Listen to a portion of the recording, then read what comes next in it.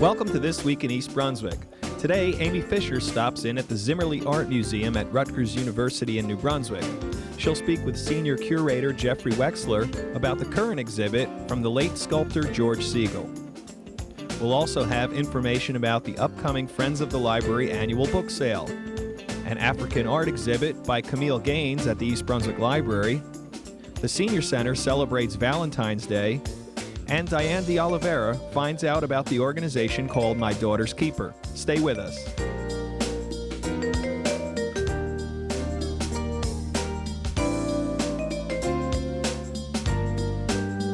On exhibit at the Zimmerle Art Museum in New Brunswick is a collection of sculpture and paintings from the late artist George Segal. Amy Fisher spoke with the museum's senior curator Jeffrey Wexler about the artist and his work. Mr. Wexler, could you tell us about this really huge exhibit and what makes it unique? Sure. Well, of course, George Segal is a very well-known artist, internationally known, and especially in this area, of course, since he was a resident of South Brunswick, he, to some extent, is a local artist. A lot of people knew him personally.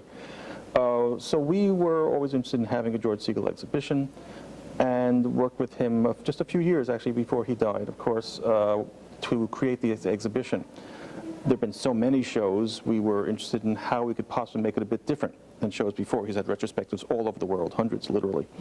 So when we were working with him, I was in the studio, and as I went around his studio, seeing all the different pieces that are all through the area, I started to realize that there was an aspect of his art which really wasn't that well emphasized or really that well known by the public. I mean, everybody sort of knows a George Segal. Yes. They know there's an environment with a table or a chair or some object, and there's a white plaster figure in it. That's what he's well known for. That was from his early career. But throughout his entire career, he actually did not only sculptures which are on the floor, like the environments, but works which are on the wall. Not only two-dimensional, but three-dimensional. He did paintings, he did drawings, pastels, and he also did a great amount of sculpture, which is actually wall-mounted, relief sculpture on the wall. So we decided in this exhibition to emphasize that, to show this is a whole aspect of his art, which really shows all the different things he was interested in, but in a different way. So certainly we have some of the environments, because people enjoy them, and it's an important part of his art. We have about 6 of them here. But essentially, most of the show, over 90% of the show, is wall-mounted pieces, either two-dimensional or three-dimensional. Now, right here, in where we're starting out, is his early work. Right. And so could you tell us, for example, about this painting? Sure. Well, his paintings in general, this is a good example of it. He actually started as a painter. A lot of people think he went directly into sculpture, but that's not the case. He started as a painter, and his work, late 50s and early 60s, with the paintings we have in the show from that period, were very similar to an important style happening in New York and nationwide at that time. It was the years or decade after abstract expressionism, people like Jackson Pollock and Mark Rothko and Willem de Kooning, and there was an interest by some artists of being very gestural and active in their paint handling like this, with bright colors, active gestures, and brushstrokes, but still maintaining naturalism in the sense, the figure, or something which is realistic. So he was one of those people who were working in what was sometimes called figurative expressionism. So he fit right into that mode, and these are the types of paintings he did. Segal was a very humanist artist and person. He was always interested in the human condition. He was very empathetic with people, everyday people, ordinary people, what they did on an everyday basis. As you know, some of his environments is just people walking down the street, people sitting having a cup of coffee. That type of simple, everyday activity was very significant to him. From the late 80s right up till his death, he did a large series of very large black and white drawings, which featured the human face or close-ups of people or people in relatively dark environments. So this is a wonderful opportunity for people in our area to see this work, because it's not going anywhere else, and it's very convenient to people who live in the East Brunswick area. Right, it's the last stop, and besides the fact that people certainly know George Segal, this is an aspect of his art which people tend not to know. And already from the people who've come in, I've found people saying, oh yes, I did not know about the paintings, I did not know about many of the drawings, I didn't know this many reliefs were produced. So it's still an eye-opener for a very familiar artist. And all of it is quite amazing. The pastels are really beautiful also. And then also you have, as you said, some of the tradition, what you associate with George Segal, the environments. Could you just tell us how long this exhibit will be up? It'll be on for quite a long time. It's be on until, I believe, May 25th, I believe is the last day. So it'll be on for a very long run for the museum, but we want to present it for a good long time, so basically the community and other people in the area could see it.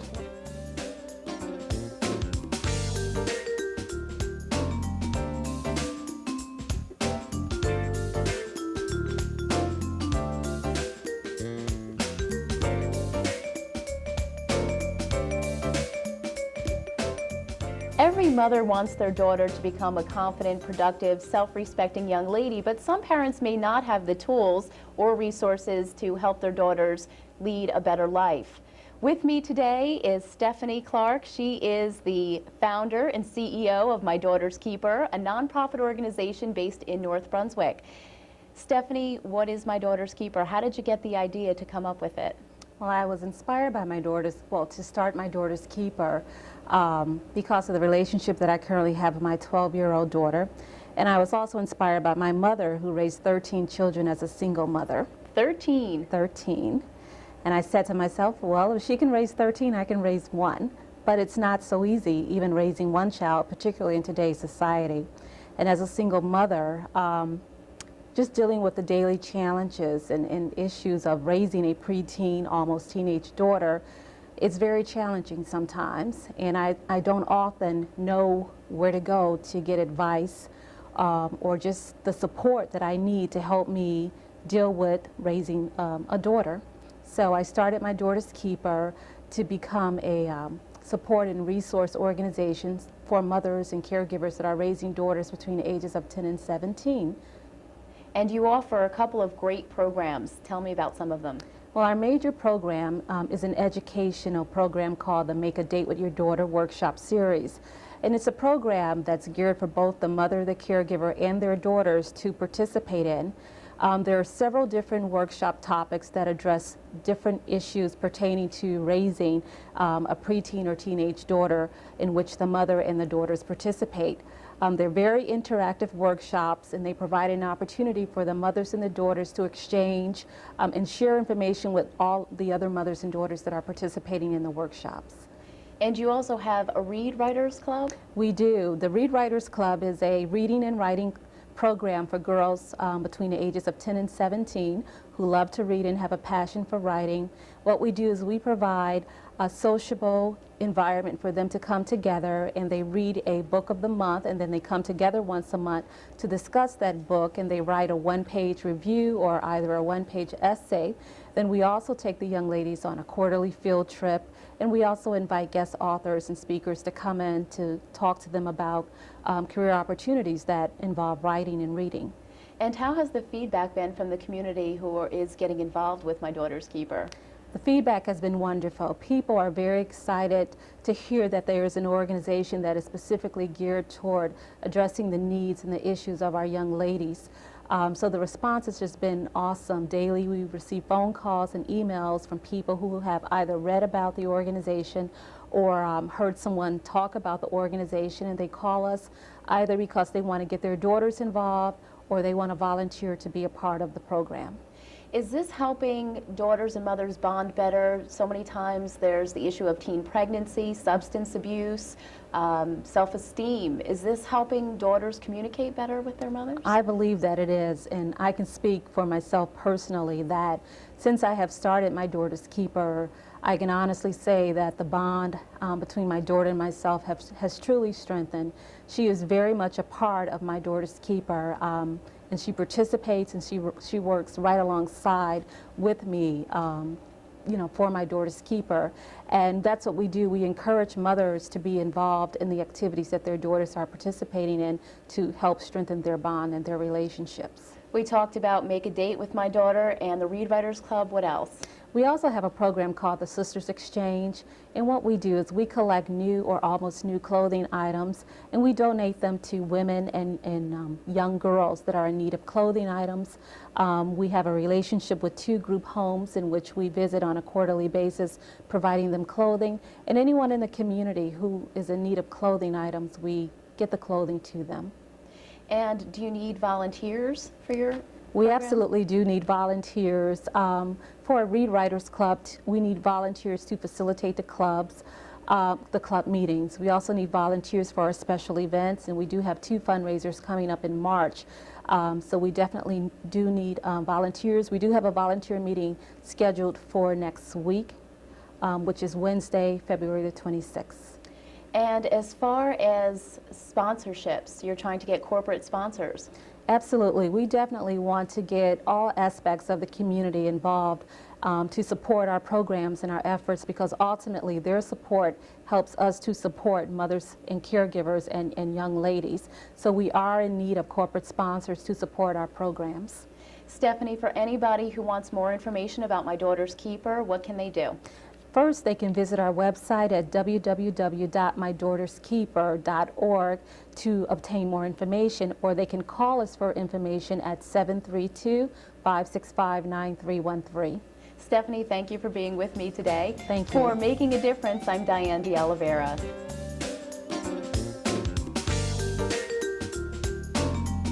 This month, the African American Cultural Association of East Brunswick is displaying an exhibit of art from Africa at the library. East Brunswick resident Camille Gaines collected much of the art during several trips to Africa. What might you expect to see? Well, people will be glad to find artifacts from South Africa and from Ghana. I've been to both countries and stayed about 3 weeks in South Africa and about 3 weeks in Ghana. How did you decide what to bring home? I went to South Africa first, and I've always wanted to go to Africa. And since it's such a long trip, an expensive trip, I never thought I would ever get the chance to do it again. So I brought back a little bit of everything, as much as I could from South Africa, as much as my suitcases would allow me to bring back. So I did a little bit of wood, clothing, jewelry, paintings, anything that I could roll up or wrap up and bring back with me. That's what I brought back. You have sculptures in the case. There's one in particular that I'm thinking of, a thinking man, and there's a photograph. Tell us about that sculpture. We went to a little village where they did sculpting. So to be more descriptive, it was like walking down a village street, and on both sides of the village were little huts, and in each one there were groups of men. Mostly men do carving in Ghana, and in each one they were carving all sorts of things. So you could go to any one and make your deal and buy whatever it is you wanted. So the thinking man, I saw a couple of kids, young boys, that were carving and caught my interest. So I was looking at them, and then they showed me a finished product, and they showed me what they were working on. And I said, well, I want the one that you're working on. So I watched him as he did it, and he finished the whole thing, and that's the one that I brought, and that's the one that you see. It just amazed me that it was kids that had done that sculpture. It's beautiful. How old do you think they were? Probably about 12 to 13, and there were some younger and some older, and they learn it from their elders, and they do that to make money. There's another in the case that's more like a piece of furniture, the stool. Can you tell us about the significance, because there are several pieces that refer to the golden stool? Absolutely. The golden stool originates from the Ashanti tribe, and that's up north, midway through the country, near a town called Kumasi. And the Ashanti king is the head king of the country, so to speak. There are many tribes, there's many kings, there are many men of differing degrees of royalty, so to speak. But the Ashanti king is the recognized king of the country. The Ashanti king sits on an actual golden stool. I've seen pictures of it. I didn't see the actual stool when I was there. So there are a lot of things that are done in replication of the golden stool. The kente cloth behind the stool and the wooden stool itself are replications of the golden stool. And the story behind the golden stool is that when the English were fighting the Ashanti, they thought that if they got the golden stool, they would take the power away from the Ashanti. And as it turns out, they never got the golden stool, and they didn't win the war with the Ashanti. The Ashanti prevailed. Below the stool, there's a carving of a symbol. The symbol is an Adinkra symbol of the Ashanti also. And Adinkra symbols are different symbols, different shapes, geometric shapes put together, and they all have a significant meaning. The one that's in there was the one that hit me the most because it means to accept God, that God is omnipotent. And that's the Adinkra symbol for the acceptance of God. It's called Giami. The dolls are actually from South Africa, and primarily from a tribe called Ndebele. And if you've ever seen pictures of Africa in the homes, they're like little clay cottages, and they have very, very bright geometric symbols around them, and the background is white. And they make dolls that look just like that for the kids to play with, and it's also a symbol of that tribe, so I chose that to bring back. There is a beaded flag of South Africa, and there is a skirt that's hanging there, and it has beaded work on it also. And in South Africa, the beaded work, what women used to do is, women and men, and in tradition, men went off and hunted and gathered, and women stayed at home. So the way they would write love letters to each other was in the form of the beads. And the actual little letters, may have been like 3 by 5, and it was all beaded work, and the colors meant different things, and the shapes meant different things that the beads formed in this little 3 by 5 square. So beaded work is traditional in South Africa. In your travels, what were the things that impressed you the most? I would say first and foremost, going back to my roots and being there on the continent. And in South Africa in particular, how huge it is. It's just unbelievable, the vastness of South Africa. And the people. The people are so warm and friendly and just want so much from us.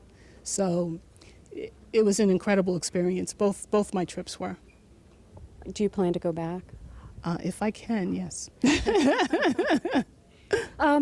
You are a member of the African American Cultural Association of East Brunswick. Can you tell us a little bit about that group and how people could get in touch with the group if they're interested in participating? The African American Cultural Association has been established through the East Brunswick Township, and actually I'm a new member. I've been there for about a year. I knew of its existence, but because of their meeting schedule, I couldn't get there. But so in the past year, I've been able to participate. And it's a great association. I extend an invitation to anyone who lives in East Brunswick, who's African American, or even in the surrounding communities of Old Bridge, North Brunswick. They can also join also. Hello, my name is Mary Ellen Firestone, and I'm the Assistant Director here at the East Brunswick Library. And I'm happy to have with me today Barbara Wong, the Vice President of the book sale, the Friends Annual Book Sale. Good morning, Barbara. Good morning. How are you? I'm well, thanks. And I wanted to, today we wanted to talk a little bit about the Friends Annual Book Sale. Can you tell our viewers, when is the book sale? March 10th. 6 p.m. starting through March 16, 6 p.m. During the mall hours. During the mall hours. Right. So it takes place, can you tell? Yeah, that will be held in the inside the mall, Brunswick Square Mall, right next to the entrance to JCPenney.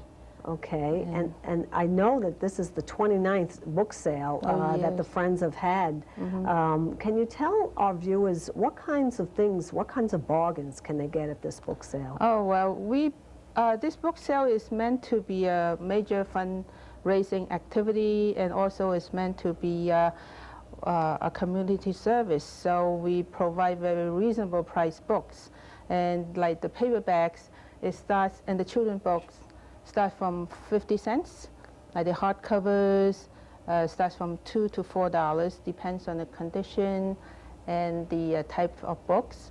And we also have computer software, audio cassette, video cassette.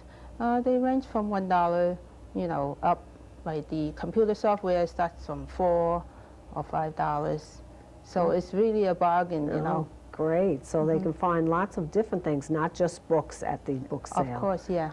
And it's open every day that the mall is open. Right. It all opens during mall hours. during the mall hours. And is it free? Basically, it is, except the first night.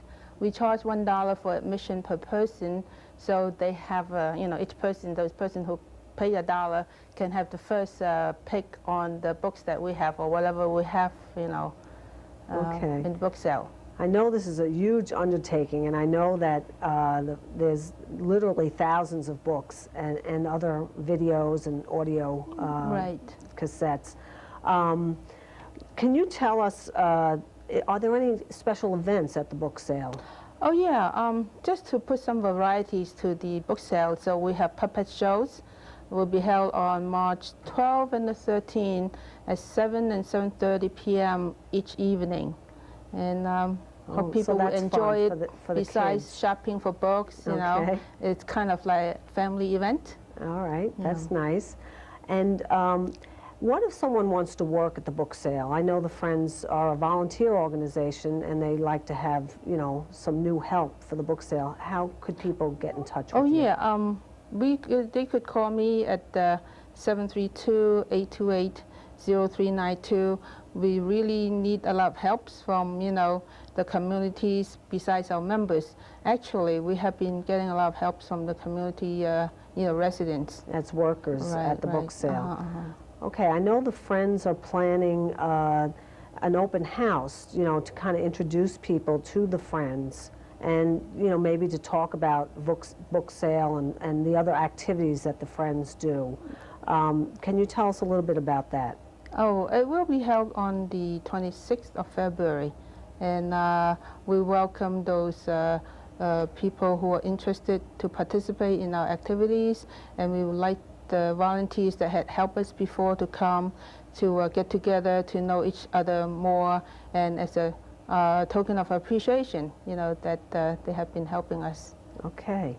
All right. So to wrap up, we just want to invite everyone to the Brunswick Square Mall on March 10th through 16th for the 29th Annual Friends Book Sale. And bring your family, and if you have any questions, please call 732-390-6761, and we'll be happy to answer any questions you may have. Thanks very much, Barbara. You're welcome. Thank you.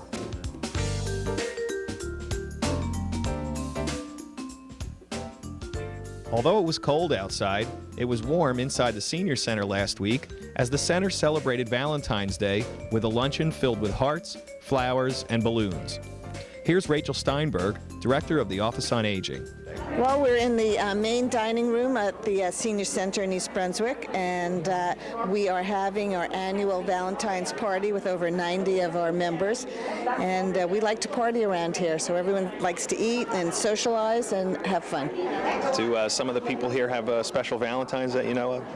I think so, but I think they're being quiet about it. My name is Yuan Fanqi, YUNFNG, last name is QI. This is my wife. Her name is Miyuan Song, last name is SONG. They keep their tradition. When they marry the Chinese husband, they keep their father's name. And we have married for 43 years. This is our 43rd anniversary. So I'm going to go out on a limb and say she's your Valentine today. Yeah, Valentine. Thank you very much. Yeah.